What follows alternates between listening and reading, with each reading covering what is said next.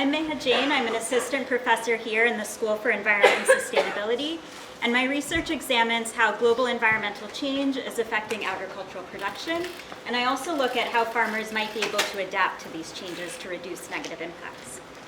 I'm pleased today to introduce Miranda Brown, who's a professor of Chinese Studies in the Department of Asian Languages and Cultures.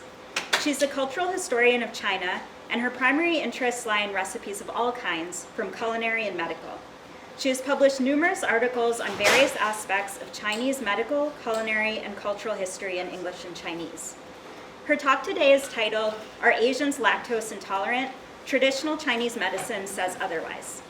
Her favorite food is coffee, but her true passion is a dim sum steamed bun filled with a molten custard prepared with salted duck yolk eggs. Which sounds amazing, but I've never tried. All right, thanks.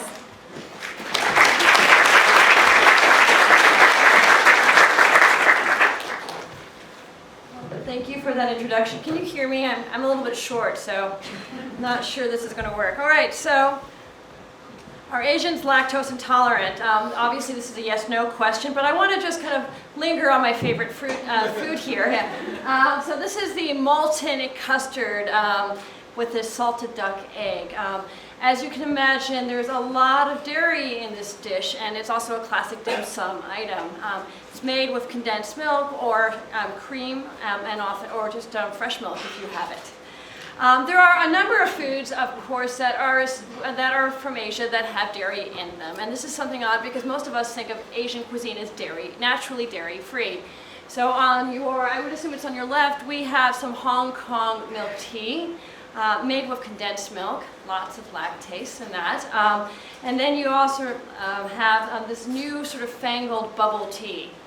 I know it looks a little bit weird, but it's a sort of a cross between cheese tea and bubble tea with some kind of dark thing. I'm not sure what that is, but I'm sure it's good for you. Okay. Now, why do I bring these images of sort of foods, dairy-laden foods that are associated with Asia? Well, I think that it kind of strikes home, right?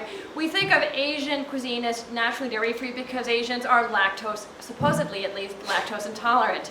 What this means, of course, is that they lack the lactase enzyme, which allows them to produce the enzyme that makes it possible for them to digest fresh milk. So what that means in effect is that if you have a milkshake and you happen to be Asian like me, you should be experiencing some pretty obnoxious symptoms within a few hours. I assume would be cramping, gas, and if you're lucky, a nice bout of diarrhea. Okay, so let me just move to the historical evidence. So this is actually from a sort of 2nd century Chinese tomb. As you can see, there is one person trying to milk a horse, not succeeding. Somebody trying to do something with donkeys, not illegal.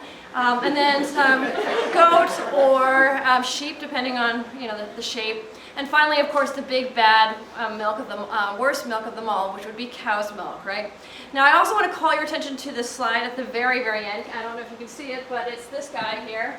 So the milk is going straight from the animal into someone's mouth without any culturing or pasteurization. Okay? So this is something I just wanted to make you think about because, if you read Chinese medical books from the pre-modern era, there's a lot of dairy in them. So let's say you're having trouble with postpartum depression or sort of fatigue, you're going to drink a lot of milk straight from the cow. If you have trouble with dry wrenching and you can't put down your food or you're suffering from appetite loss, you'll get probably some raw milk from a goat. If you're having trouble with sexual stamina, you'll have about a gallon of milk with some butter. Okay, so there's a lot of milk here. If you're sort of suffering from age-related illnesses and weak stomachs, again, you're going to have one form of dairy or the other every day. And then if you're suffering from a cough, you'll have cream, broiled pears, which sounds actually pretty good. And if you're suffering from the runs, you'll have cow's milk boiled with some chili peppers. Sounds good. Okay, so in short, milk is supposedly, in sort of the traditional Chinese medical world, good for you and your gut. Okay, so just the last image.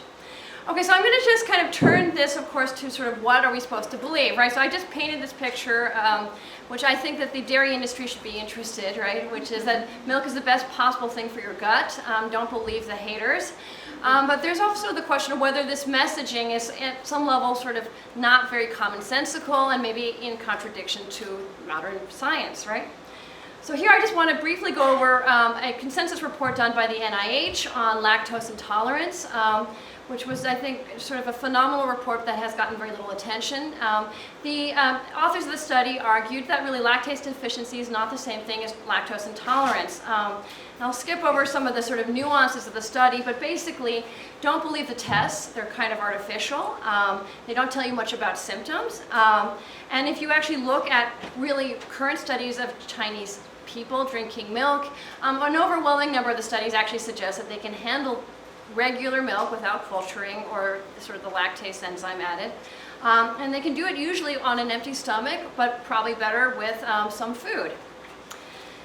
Okay, so what I would like to just kind of end with is a thought, maybe we should pay more attention to traditional Chinese medicine. I don't think these guys are crazy. Most of them paid a lot of attention to symptoms rather than hydrogen breath tests. And I'm pretty sure that had people gotten the runs after drinking even small amounts of milk, they would have noticed. So what I would suggest is this, is that we should probably take a cue from them and learn to just trust our guts. Okay, I'll stop there.